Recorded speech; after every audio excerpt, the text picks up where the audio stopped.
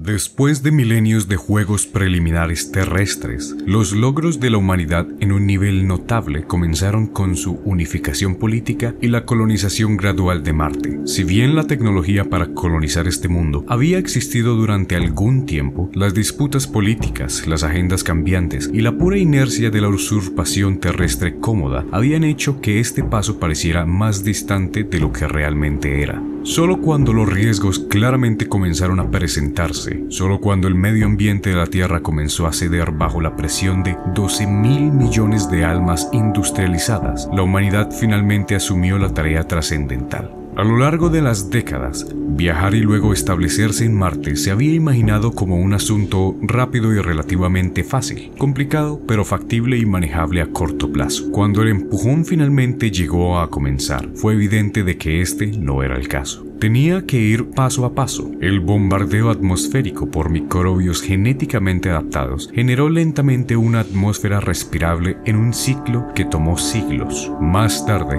algunos fragmentos de cometas se desviaron de su curso para producir mares, océanos, agua. Cuando finalmente terminó la espera, los restos de la flora y fauna de la Tierra se introdujeron como remakes marcianos especialmente modificados. Cuando todo estuvo listo, la gente vino de su abarrotado mundo. Vinieron en naves de solo ida, cohetes de fusión y planeadores atmosféricos repletos de colonos durmiendo en un sueño de nuevo comienzo. Los primeros pasos en Marte no los dieron los astronautas, sino niños descalzos sobre césped sintético. Durante varios cientos de años, Marte permaneció como un remazón, prosperando, pero aún tenue en comparación con el esplendor de la Tierra, que brillaba más que nunca. Gracias a la reubicación de industrias ambientalmente exigentes a Marte, la Tierra podría usurparlo todo sin tener que dañar su cansada biosfera. Esto era el apogeo terrestre, el clímax del desarrollo económico, cultural y social en la vieja Tierra. Sin embargo, esto no iba a durar. Como la separación gradual de América de su madre colonial, los gobiernos de Marte adoptaron una nueva identidad marciana. Se convirtieron en los marcianos americanos. La diferencia entre la Tierra y Marte no solo era política. Unas pocas generaciones en la gravedad más ligera dieron a los nuevos americanos un marco delgado y ágil que se vería surrealista en su antiguo hogar. Esto, combinado con una cierta cantidad de ingeniería genética, llevó la separación de los marcianos a un nuevo nivel. Durante un tiempo, el cisma silencioso entre los dos planetas fue aceptado mutuamente y el equilibrio de poder colgó en un equilibrio nervioso, pero el enfrentamiento terra-marciano no pudo durar para siempre. Con recursos ilimitados y una población energética, Marte estaba destinada a tomar la delantera.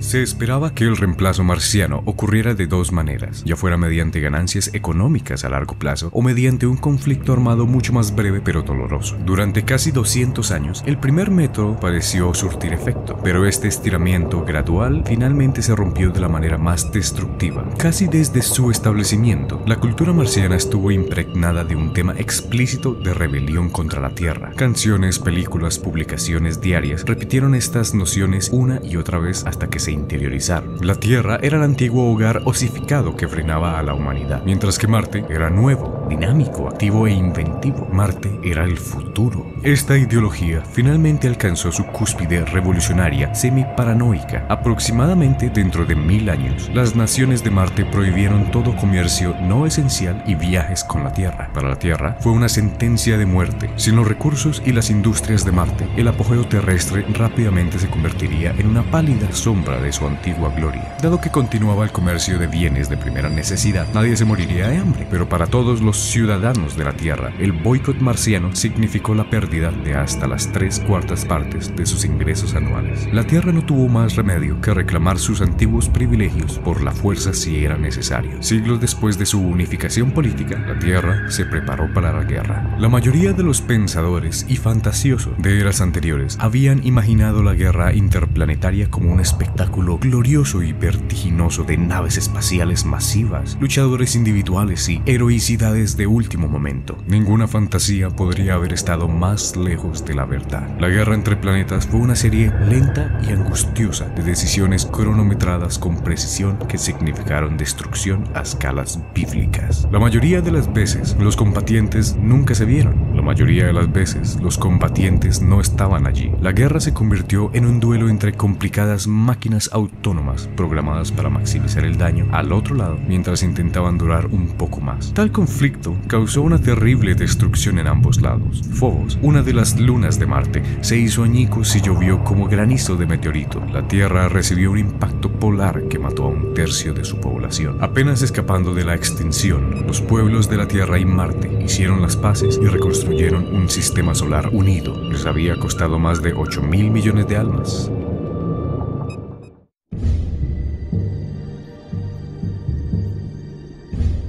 Los supervivientes coincidieron en que eran necesarios cambios masivos para garantizar que una guerra así no volviera a ocurrir. Estas reformas fueron tan amplias que no implicaron solo cambios políticos y económicos, sino también biológicos. Una de las mayores diferencias entre las personas de los dos planetas fue que con el tiempo casi se habían convertido en especies diferentes. Se creía que el sistema solar nunca podría unificarse completamente hasta que se superara esta discrepancia. La respuesta fue una nueva subespecie humana, igualmente y mejor adaptada no solo a la Tierra y Marte, sino también a las condiciones de la mayoría de los entornos recién terraformados. Además, estos seres fueron imaginados con cerebros más grandes y talentos elevados, haciéndolos más grandes que la suma de sus predecesores. Normalmente, sería difícil convencer a cualquier población de que elija entre la esterilización obligatoria y la crianza de una nueva raza de seres superiores. Sin embargo, los recuerdos de la guerra aún estaban dolorosamente frescos y fue más fácil implementar estos procedimientos radicales a raíz de tal matanza. Cualquier resistencia al nacimiento de la nueva especie no se extendió más allá de las escasas quejas y las huelgas triviales. En solo unas pocas generaciones, la nueva raza comenzó a demostrar su valía, organizados como un solo estado y ayudados por los desarrollos tecnológicos de la guerra, rápidamente terraformaron y colonizaron Venus, los asteroides y las lunas de Júpiter y Saturno. Pronto, sin embargo, incluso el dominio del Sol se hizo demasiado pequeño. Las nuevas personas que lo heredaron querían ir más lejos, a nuevos mundos bajo estrellas distantes. Se convertirían en la gente de las estrellas o gente estelar. Incluso para la gente de las estrellas, los viajes interplanetarios fueron una tarea trascendental. Las mentes primitivas se habían quedado atónitas ante el problema y fantasías como los viajes más rápidos que la luz y el hiperespacio emergieron como las únicas soluciones. En pocas palabras, era imposible llevar una gran cantidad de personas con suministros suficientes hasta la estrella más cercana para hacer factible la colonización. Las tecnologías existentes solo pudieron avanzar a meros porcentajes de la velocidad de la luz, haciendo que el viaje sea un asunto que abarque una era. Se coincidieron e incluso construyeron enormes naves generacionales, pero estas sucumbieron a las dificultades técnicas o a la anarquía a bordo después de unos pocos siglos. La solución fue ir primero allí y luego hacer a los colonos. Con este fin, se enviaron naves automáticas rápidas y pequeñas a las estrellas.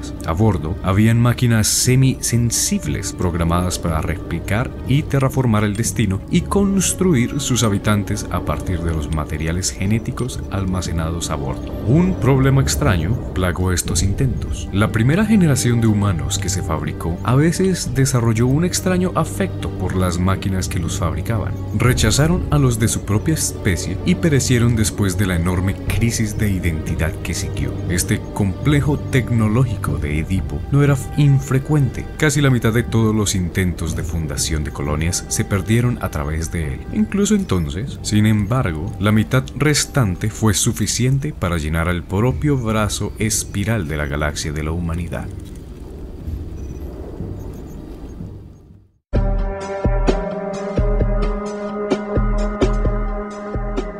Inmediatamente después de la colonización de la galaxia por parte de la humanidad, llegó su primera edad de oro verdadera. Criados por profetas de las máquinas, los supervivientes de las plagas etípicas construyeron civilizaciones que igualaron e incluso superaron a sus antepasados solares.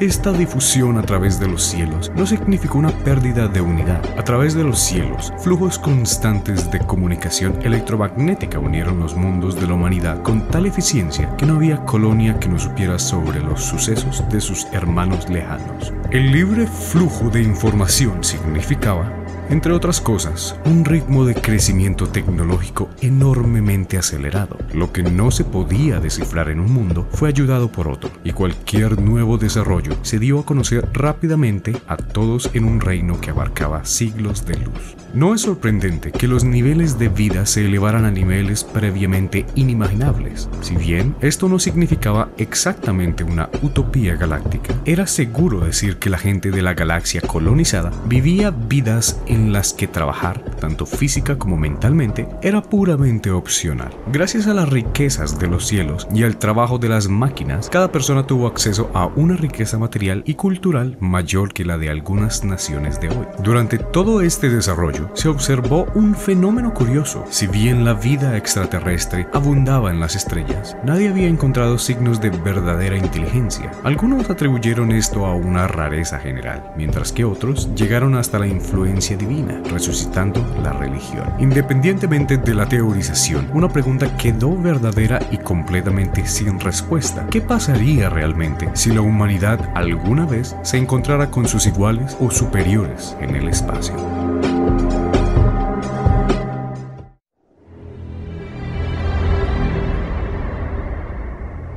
Durante esos tiempos, un pequeño descubrimiento de inmensas implicaciones advirtió a la humanidad que tal vez no estaría sola. En un mundo recién colonizado, los ingenieros se habían topado con los restos de una criatura desconcertante, considerada así porque tenía todas las características de los animales terrestres de un planeta alienígena. Justificadamente llamado Panderavis Pandora, el colosal fósil pertenecía a una criatura parecida a un pájaro con enormes garras. Investigaciones posteriores determinaron que era un ptericinosauro altamente derivado, de un linaje de dinosaurios herbívoros que se extinguieron hace millones de años en la Tierra. Mientras que todos los demás animales terrestres grandes en ese mundo de la colonia tenían 3 extremidades, un sistema esquelético a base de cobre y músculos operados hidrostáticamente, Panderavis era un vertebrado terrestre típico, con huesos ricos en calcio y 4 extremidades. Encontrarlo allí era tan improbable como encontrar una criatura alienígena en los propios sedimentos de la Tierra. Para algunos, fue una prueba irrefutable de la creación divina. El resurgimiento religioso, alimentado al principio por la aparente soledad de la humanidad en los cielos, se intensificó aún más. Otros lo vieron de otra manera. Panderavis había mostrado a los humanos que esas entidades, lo suficientemente poderosos como para visitar la Tierra, tomar animales de ahí y adoptarlos en un mundo extraño, estaban libres por la galaxia. Teniendo en cuenta el rango de tiempo del fósil en sí, los seres misteriosos eran milenios más viejos que la humanidad cuando eran capaces de tales cosas.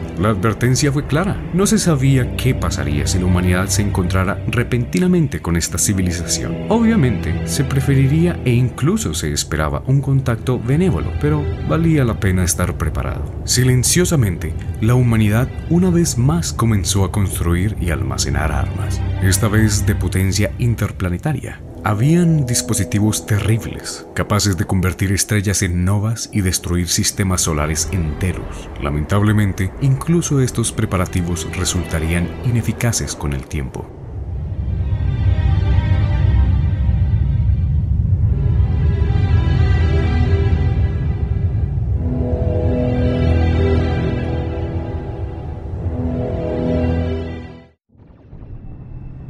El primer contacto estaba destinado a suceder. La galaxia, y mucho menos el universo, era simplemente demasiado grande para que una especie singular desarrollara inteligencia. Cualquier retraso en el contacto solo significaba un aumento del eventual choque cultural. En el caso de la humanidad, este choque cultural significó la completa extinción de la raza tal como se conocía. Con casi 1.000 millones de años, las especies exóticas conocidas como Q eran nómadas galácticos que viajaban de un brazo en espiral a otro en migraciones que abarcan una era. Durante sus viajes se mejoraron y cambiaron constantemente hasta convertirse en maestros de la manipulación genética y nanotecnológica. Con esta capacidad de controlar el mundo material, asumieron una misión religiosa autoimpuesta de hacer el universo como mejor les pareciera. Poderosos como dioses, Q se veía a sí mismo como los heraldos divinos del futuro. Este dogma tenía sus raíces en lo que había sido un intento benévolo para proteger a la raza de su propio poder. Sin embargo, la obediencia ciega e incondicional había convertido a los Q en monstruos. Para ellos, la humanidad, con todas sus glorias relativas, no eran más que un sujeto transmutable. En menos de 1000 años, todos los mundos humanos fueron destruidos, despoblados o incluso peor, cambiados. A pesar del ferviente rearme, las colonias no pudieron lograr nada contra sus enemigos de 1.000 millones de años, salvo algunos destellos de resistencia efímera. La humanidad, una vez regente de las estrellas, ahora estaba extinta. Sin embargo, los humanos no.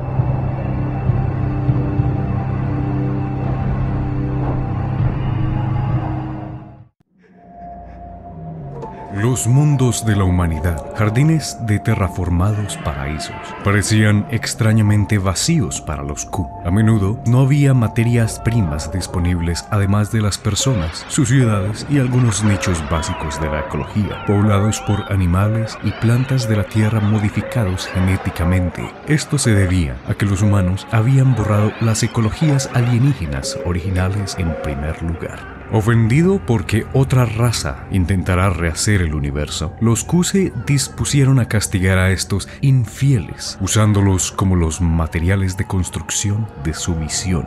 Si bien esto llevó a una extinción completa de la sensibilidad humana, también salvó a la especie al preservar su herencia genética en una miríada de nuevas formas extrañas. Poblado por humanos sustitutos, ahora en todos los aspectos, desde animales salvajes hasta mascotas y herramientas genéticamente modificadas, los Q reinaron de manera suprema durante 40 millones de años en los mundos de nuestra galaxia. Erigieron monumentos de 1 kilómetro de altura y cambiaron las superficies de mundos enteros, aparentemente por capricho. Un día partieron como habían venido, porque la suya era una búsqueda interminable y no podían detenerse hasta que hubieran barrido todo el cosmos. Detrás de ellos, los Q dejaron 1000 mundos, cada uno lleno de extrañas criaturas y ecologías que alguna vez habían sido hombres. La mayoría de ellos murió justo después de que sus cuidadores se fueran. Otros duraron un poco más para sucumbir a inestabilidades a largo plazo. En unos pocos mundos preciosos, los descendientes lograron sobrevivir. En ellos residía el destino de la especie, ahora dividida y diferenciada más allá del reconocimiento.